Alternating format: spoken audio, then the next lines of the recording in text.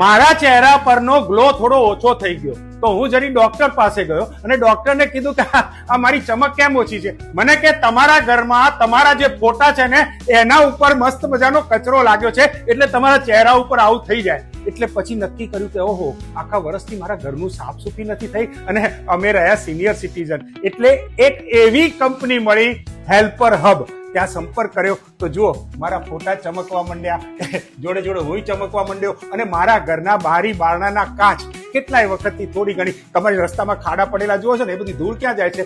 બધાના ઘરમાં જાય છે. એટલે જ્યાં ત્યાં છેપટ પડેલી હતી ફ્રીજ ઉપર, કાચમાં, ગમે તે જગ્યાએ. તો આખા ઘરની સાફ સફાઈ, કારણ કે દિવાળીમાં આવે ને એટલે લોકોને શું કહેવાની ટેવ પડી, યાર આમના ઘરમાં જઈએ ને તો જ્યાં બધે છેપટ, અમે સોફા ઉપર બેઠા ને તો અમારે પેન્ટ ધોવું પડ્યું. એટલે આવા લોકોના ઘર હોય છે ને એ એકદમ ચકચકાટ, જાણે નવું રહેવા આવ્યા હોય, નવા ફર્નિચર સાથે રહેવા આવ્યા હોય એવો અનુભવ કરવો હોય ને તો હેલ્પનો સંપર્ક કરો. નીચે નંબર આપે છે, ખાલી ફોન કરશો ને બીજે દિવસે તમારા ઘેર અને તમારું ઘર એકદમ ક્લીન. તમે પછી બીજા દિવસે તમારા પડોશીઓ તમારા ઘેર આવશે કે તમે કોને બોલાયા. નીચે સંપર્ક આપેલો છે, ફોન કરો.